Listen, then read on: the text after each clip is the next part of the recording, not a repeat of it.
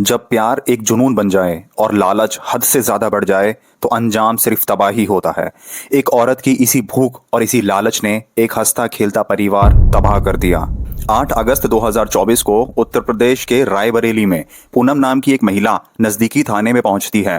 थाने में जाने के बाद वो पुलिस वालों से बोलती है कि साहब, जब मैं अपनी बेटियों को हॉस्पिटल लेकर जा रही थी तो चंदन वर्मा नाम के एक लड़के ने पहले हमारा रास्ता रोका, हमसे अभद्र व्यवहार किया और हमारे साथ छेड़खानी भी की। कृपया करके आप उस चंदन वर्मा नाम के लड़के के खिलाफ एक्शन लीजिए। पुलिस उस महिला की बात सुनकर चंदन वर्मा के खिलाफ एक रिपोर्ट दर्ज करती है, चंदन वर्मा की डिटेल्स निकालती है और उसे अरेस्ट कर लेती है। पुलिस ने चंदन वर्मा को संबंधित धाराओं में लगभग 4 दिन के लिए जेल में रखा और लगभग 4 दिन बाद उस चंदन वर्मा को बेल मिल जाती है।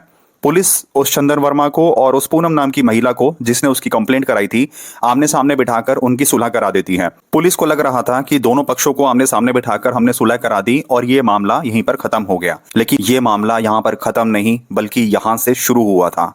अब दिन आता है 3 अक्टूबर 2024। यूपी के अमेठी में लोग नवरात्रे का जश्न मना रहे थे। शाम के करीब 7 बजे स्थानीय लोगों ने गोली चलने की आवाज सुनी। पहले तो लोगों को लगा कि शायद कोई नवरात्रों के जश्न में कोई पटाखे जला रहा होगा, लेकिन अगले ही मिनट गोलियों की बैक टू बैक फायरिंग की आवाज आती है। लोग समझ जाते हैं कि ये कोई पटाखे नहीं बल्कि कहीं पर गोली चली है। स्थानीय लोग तुरंत पुलिस को कॉल करते हैं। पुलिस मौके पर पहुंचती है और लोगों के साथ उस घर की तरफ जाती है जहां से गोली चलने की आवाज आई थी। पुलिस जब उस घर का गेट खोलती है तो पुलिस के साथ खड़े वहां पे सारे लोग दंग रह जाते हैं। उन्होंने देखा कि घर के सारे सदस्य घर के आंगन में मृत पड़े हुए हैं, जिसमें घर के मुखिया सुनील भारती, उनकी पत्नी पूनम भारती और उनकी 2 छोटी बच्चियां जिनकी उम्र थी 5 साल और 2 साल। ये चारों लोग घर के आंगन में मृत पड़े हुए हैं। देखकर साफ लग रहा था कि किसी ने इन पर ताबड़तोड़ फायरिंग की है। पुलिस मामले की इन्वेस्टिगेशन करती है। उन चारों सदस्यों को तुरंत हॉस्पिटल भेजा जाता है, जहां पर उन चारों को मृतक घोषित कर दिया जाता है। पुलिस फिर स्थानीय लोगों से इस परिवार के बारे में पूछताछ करती है तो पता चलता है कि इस परिवार के जो मुखिया हैं सुनील भारती, वो लगभग 1 साल पहले यूपी के रायबरेली में पुलिस में एज अ कांस्टेबल के पद पे काम कर रहे थे और इसी साल 2024 में वो अमेठी शिफ्ट हुए हैं और यूपी पुलिस से उन्होंने इस्तीफा देकर अब यहां पर अमेठी में रहकर वो अध्यापक के पद पे काम कर रहे हैं। पुलिस को यह भी पता चला कि यह परिवार बहुत सीधा था, इनकी किसी से कोई दुश्मनी नहीं थी, इनकी किसी से कोई रंजिश नहीं थी। अब पुलिस के सामने सबसे बड़ी चुनौती यही थी कि जब इस परिवार की किसी से कोई दुश्मनी नहीं थी तो आखिर किसी ने इस पूरे परिवार को क्यों खत्म कर दिया। उन दोनों छोटी मासूम बच्चियों को भी नहीं बख्शा गया। पुलिस जब उन चारों सदस्यों के नाम अपने थाने में खंगालती है तो पता चलता है कि सुनील भारती की पत्नी पूनम भारती 8 अगस्त 2024 को पुलिस स्टेशन आई थी। वहां पर उसने एक चंदन वर्मा नाम के लड़के के खिलाफ एक रिपोर्ट दर्ज की थी, जिसके बाद उसको अरेस्ट कर लिया गया। 4 दिन तक वो जेल में भी रहा था और उसके बाद उसकी सुलह करा दी गई और ये मामला खत्म हो गया था। पुलिस का शक अब सीधा चंदन वर्मा पर जाता है। चंदन वर्मा को पुलिस ढूंढती है और उसे इन्वेस्टिगेशन के लिए पुलिस स्टेशन बुलाती है। पुलिस जब चंदन वर्मा से पूछताछ करती है तो वो इधर उधर की बातें करता है, झूठ बोलता है।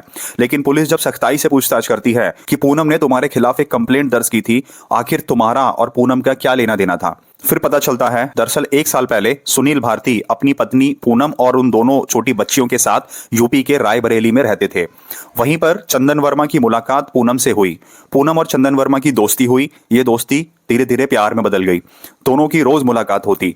अब ये रिश्ता छुपा नहीं और पूनम के पति सुनील के सामने आ गया। सुनील को जब अपनी पत्नी पूनम भारती और चंदन वर्मा के रिश्ते के बारे में पता चलता है तो वो बहुत गुस्सा होता है। वो अपनी पत्नी पूनम के साथ मार पिटाई भी करता है और उसे धमकी देता है कि अगर तुमने चंदन से मिलना नहीं छोड़ा या उससे रिश्ते खत्म नहीं किए तो मैं तुम्हें डिवोर्स दे दूंगा।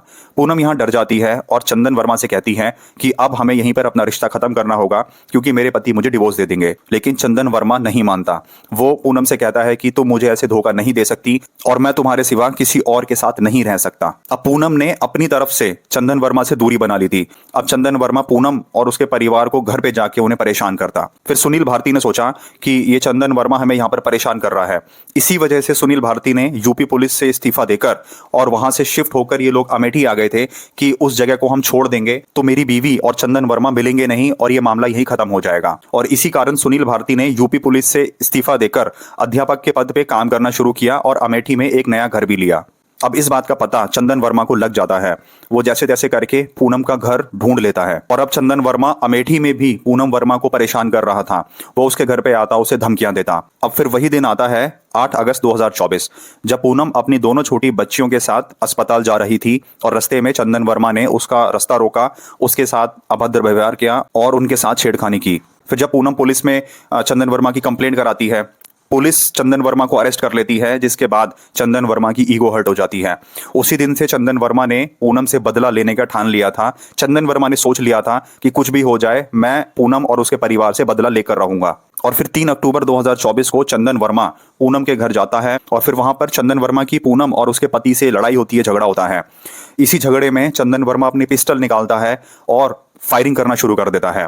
चंदन वर्मा ने सुनील के ऊपर 3 फायरिंग की, पूनम के ऊपर 2 फायरिंग की और उन दोनों छोटी बच्चियों को एक एक गोली मारी। चंदन वर्मा ने बताया कि पूरे परिवार को खत्म करने के बाद मैंने खुद को भी मिटाने की कोशिश की, लेकिन मेरी पिस्टल ने काम नहीं किया।